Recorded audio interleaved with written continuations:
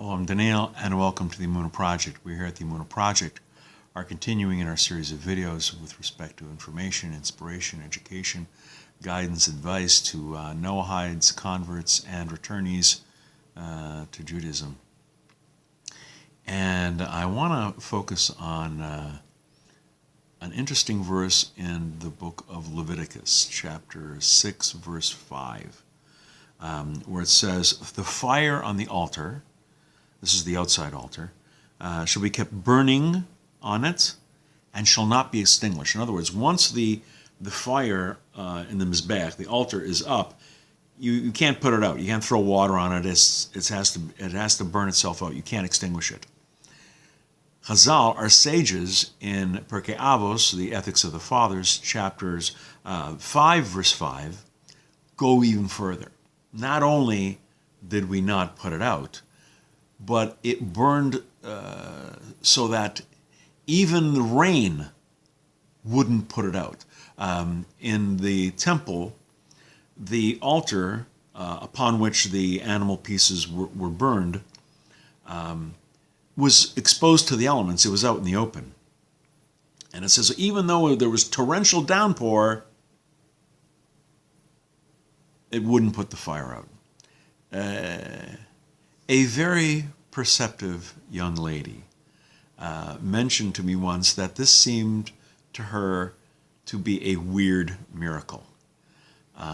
She said, well, why did God have the rain fall on the altar and then have this miracle that it didn't put the fire out? Why didn't he just arrange it so that there was not rain at all? It didn't rain on the temple.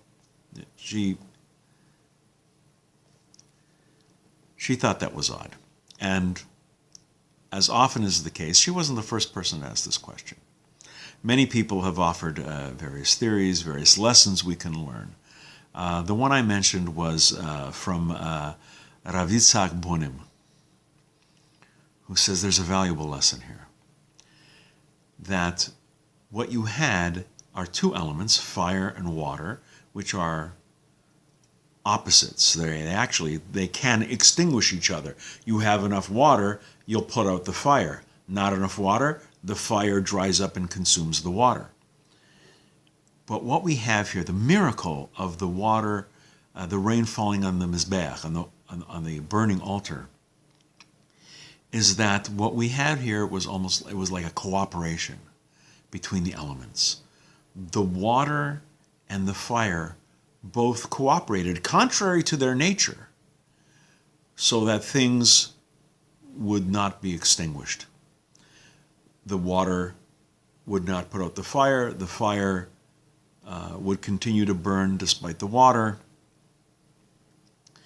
The lesson we learn is this. These two opposite elements cooperating, as it were, we should learn that when the Jewish people unite, when we work together, despite our differences, and sometimes those differences are vast, we should work together for a common goal, for the service of God, for L'Shem Shamayim, for the sake of heaven.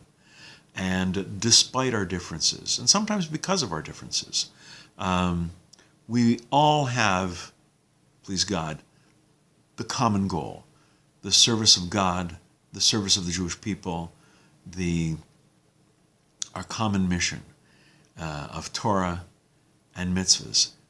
Let's learn a lesson from the fire and the water on the altar. When we unite, when we work together, let's keep the fire and water in mind and put aside our differences, and despite our instinct, despite our natures, work together for the greater good. We're going to be doing more videos along these lines. I hope you're finding some inspiration from them. Please come back, please watch, please learn.